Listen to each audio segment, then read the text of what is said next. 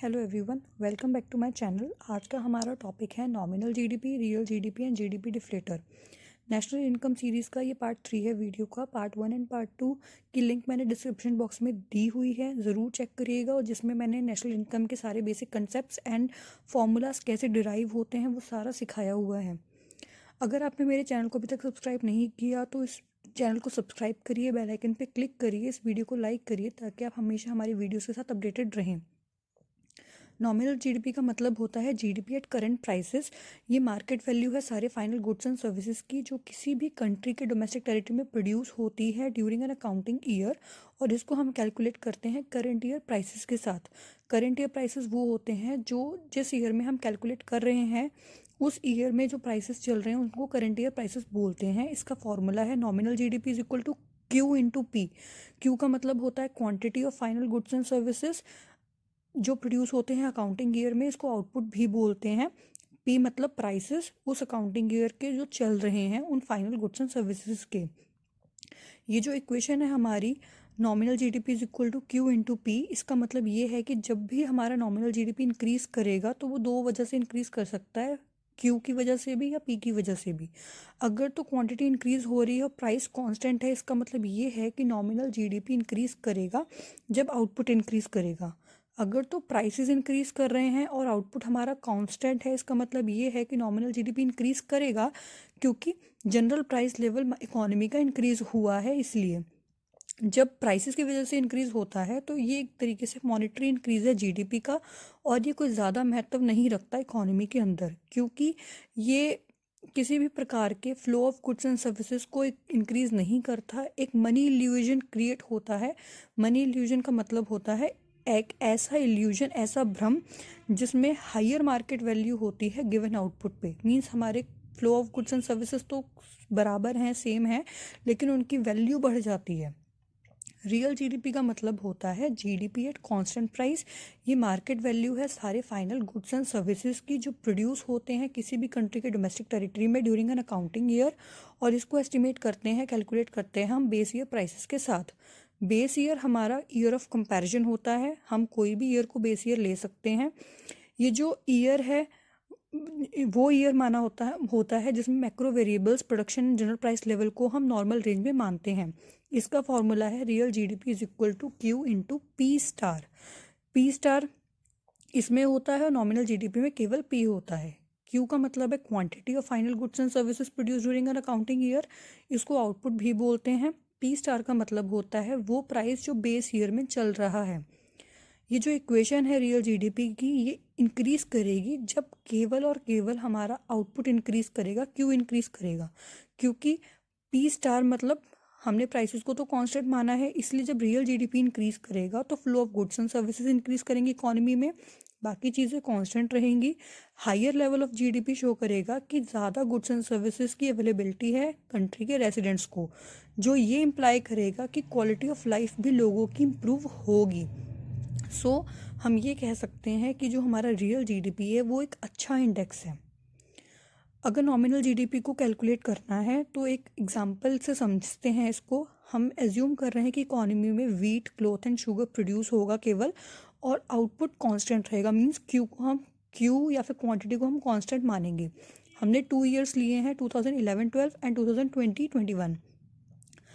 Wheat, cloth and sugar की quantity आप दोनों ईयर में देख सकते हो कि सेम है, लेकिन जो प्राइसेस हैं वो बढ़े हुए हैं। वीट का प्राइस 100 से बढ़ के 1000 पर टन हुआ है, क्लोथ का 5 से बढ़ के 20 पर मीटर हुआ है, शुगर का प्राइस 500 से बढ़ के 1600 पर टन हो चुका है। जब जीडीपी, नॉमिनल जीडीपी को कैलकुलेट करेंगे तो हम क्वांटिटी को प्राइस के साथ मल्टीप्लाई करेंगे पर कमोडिटी के, तो हमें वीट का क्या मिलेगा, 2000 प्लस 500 प्लस 2500, तो 5000 हमारा टोटल नॉमिनल जीडीपी आएगा 2011-12 का। सिमिलरली जब क्यू इंटू पी करेंगे 2020-21 का, तो हमारे पास इस तरीके से नॉमिनल जीडीपी आएगा 20,000 प्लस 2000 प्लस 8000। इसको अगर टोटल करेंगे तो 30,000 हमें नॉमिनल जीडीपी मिल जाएगा।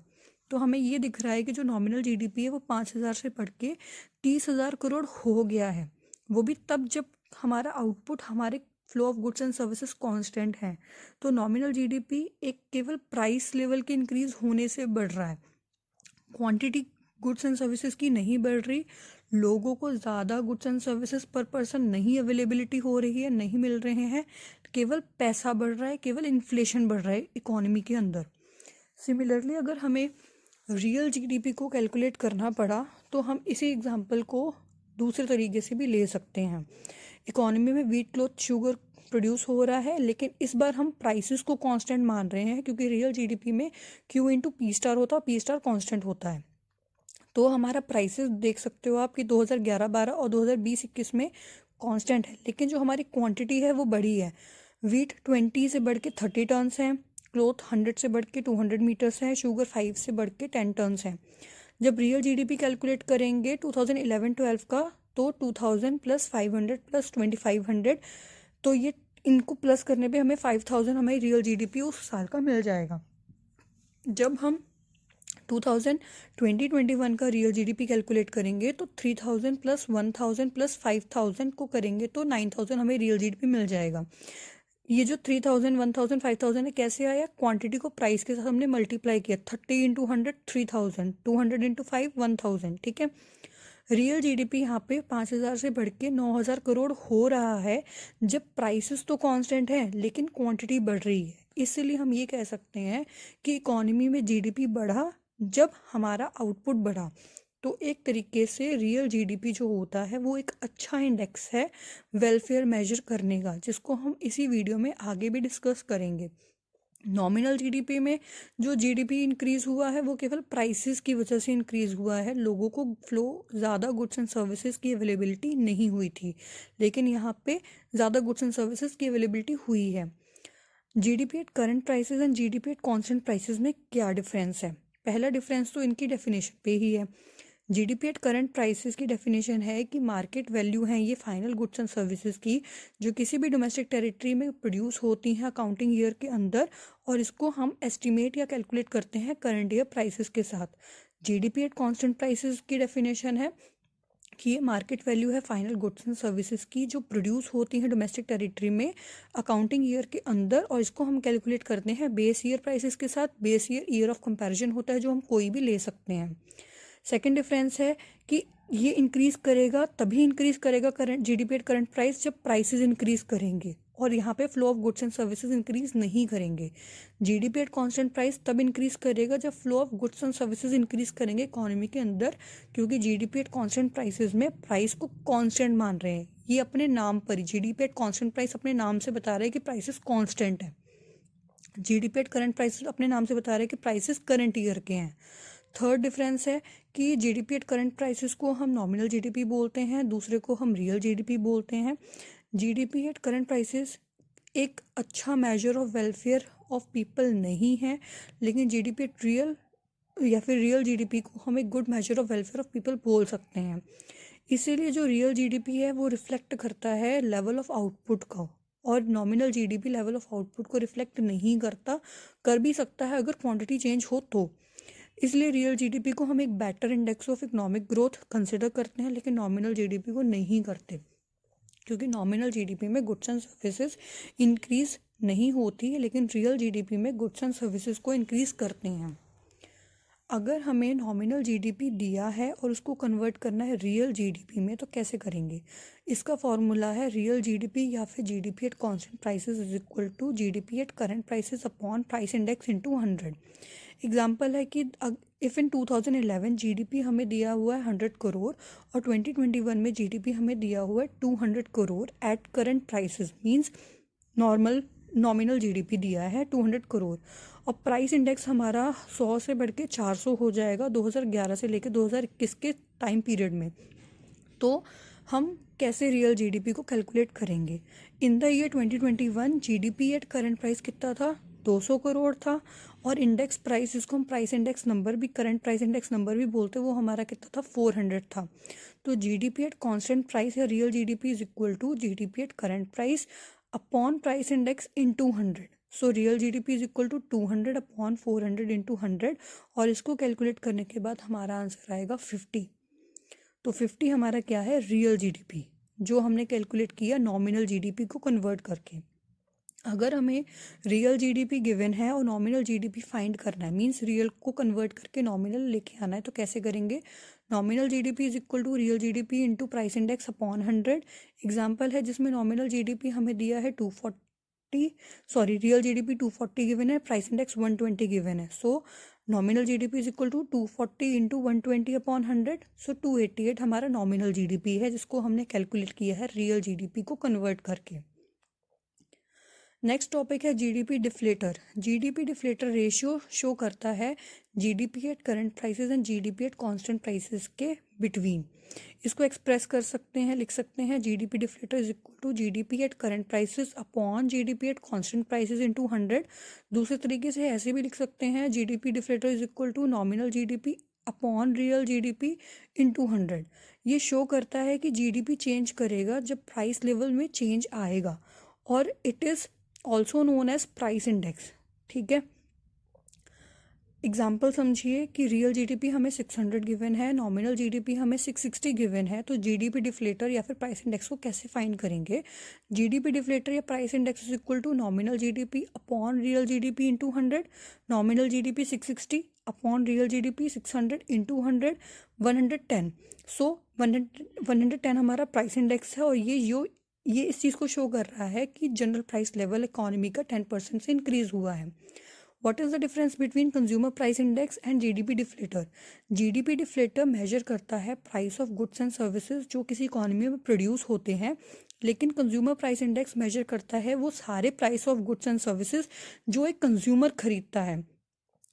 जो इंक्रीज होता है प्राइसेस ऑफ गुड्स जो फर्म्स खरीदती हैं या गवर्नमेंट खरीदती है, वो तो जीडीपी डिफ्लेटर में शो करेगा, लेकिन कंज्यूमर प्राइस इंडेक्स में ये चीज़ शो नहीं की जाती। So these two are the difference between consumer price index and GDP deflator.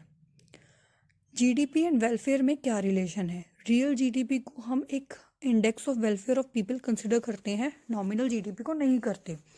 Welfare of people को हम मेजर करते हैं कि कितने गुड्स एंड सर्विसेज पर पर्सन अवेलेबल हैं इकोनॉमी के अंदर। जब रियल जीडीपी इंक्रीज करता है तो आउटपुट भी इंक्रीज करता है, बाकी चीज़ें कांस्टेंट रहती हैं, प्राइस कांस्टेंट रहता है, ज़्यादा greater availability goods and services की पर पर्सन होती है, जिससे ज़्यादा वेलफेयर होता है, मेजर तरीके से सोशल वेलफेयर ज़्यादा होता है। इसीलिए प्लानर्स एंड पॉलिटिशियंस किसी भी कंट्री के इस चीज़ पे एम्फेसाइज करते हैं कि इकोनॉमी में रियल जीडीपी ज़्यादा बढ़े, क्योंकि जितना ज़्यादा रियल जीडीपी बढ़ेगा उतना ही ज़्यादा flow of goods and services भी बढ़ेंगे, उतना ही ज़्यादा पर पर्सन को ग्रेटर अवेलेबिलिटी मिलेगी, उतना ही वेलफेयर लोगों का होगा। इसलिए नॉमिनल जीडीपी को इंक्रीज़ करने में ज़्यादा एम्फेसाइज जो होता है नहीं किया जाता प्लानर्स एंड पॉलिटिशियंस के द्वारा, केवल रियल जीडीपी को इंक्रीज करने के लिए किया जाता है। अब limitations related to positive relation between GDP and welfare, या फिर GDP as an index of social welfare में क्या पॉजिटिव रिलेशनशिप है? पहला पॉजिटिव रिलेशन है डिस्ट्रीब्यूशन ऑफ इनकम। पहला लिमिटेशन है डिस्ट्रीब्यूशन ऑफ इनकम। अगर तो इनकम अनइक्वली डिस्ट्रीब्यूटेड है, ठीक है, तो ग्रोथ शो नहीं होगी, सोशल वेलफेयर नहीं पता लगेगी। सेकंड है composition of GDP. Composition of GDP शायद वेलफेयर ओरिएंटेड ना हो, क्योंकि जीडीपी में फाइनल गुड्स एंड सर्विसेज की प्रोडक्शन शो करते हैं, लेकिन अगर प्रोडक्शन डिफेंस सेक्टर की हो रही है तो ये शो नहीं करेगा कि डायरेक्ट कितना ज़्यादा वेलफेयर लोगों का इंक्रीज हुआ है, तो ये चीज़ें शो नहीं होंगी। थर्ड है नॉन मॉनेटरी एक्सचेंज। आज भी कई ऐसी इकोनॉमीज़ हैं, कई ऐसे विलेजेस हैं जहाँ पर बार्टर सिस्टम चल रहा है कुछ हद तक। जैसे जो फार्म पे लेबर काम करती है, खेतों में लेबर काम करती है, उनको कैश की जगह पे गेहूं, आटा या फिर फसल दी जाती है, तो जिसकी वजह से ये ट्रांजैक्शंस को हम रिकॉर्ड नहीं कर पाते। सो जीडीपी अंडर एस्टिमेटेड रह जाती है, जिसकी वजह से जो जीडीपी है वो एक इनएप्रोप्रिएट इंडेक्स ऑफ वेलफेयर बन जाता है। प्रॉपर तरीके से हमें वेलफेयर कितना हुआ लोगों का नहीं पता लग पाता जब नॉन मॉनेटरी एक्सचेंजेस प्रिवेल होती हैं। फोर्थ है हमारा एक्सटर्नैलिटीज़। एक्सटर्नैलिटीज़ का मतलब ये है कि कोई भी इकोनॉमिक एक्टिविटी के गुड एंड बैड इम्पैक्ट होते हैं जिसके लिए हम ना पे करते हैं ना हम कोई पेनल्टी देते हैं। सो ये दो तरीके के होते हैं, positive and negative externalities. Positive externality तो तब होती है, एग्जांपल समझिए कि मिस्टर एक्स ने अपने घर पे बहुत ब्यूटीफुल गार्डन बनाया है और मिस्टर वाई जो उसका पड़ोसी है वो उस चीज़ के लिए कोई पे नहीं कर रहा, लेकिन फ्रेश एयर ज़रूर ले रहा है। तो ये है पॉजिटिव एक्सटर्नैलिटी। नेगेटिव एक्सटर्नैलिटी तब होती है जब कोई फैक्ट्री धुआं छोड़ती है, जिससे एयर पोल्यूशन होता है, कितना ज़्यादा सोशल वेलफेयर का लॉस होता है, लेकिन फैक्ट्री ओनर इस लॉस के लिए कोई पेनल्टी पे नहीं करता। जीडीपी में इन एक्सटर्नैलिटीज़ को हम नहीं रिकॉर्ड कर पाते, जिसकी वजह से सोशल वेलफेयर के ऊपर जितना लॉस होता है हम नहीं कर पाते रिकॉर्ड। अगर इस वीडियो में आपको कोई भी डाउट है, कमेंट सेक्शन में अपने डाउट्स को पूछिए, मैं जवाब देख के आपके डाउट्स को क्लियर करूंगी। Thanks for watching this video. Video अगर वैल्यूएबल लगी है तो ज़रूर लाइक करिए, वीडियो को शेयर करिए अपने फ्रेंड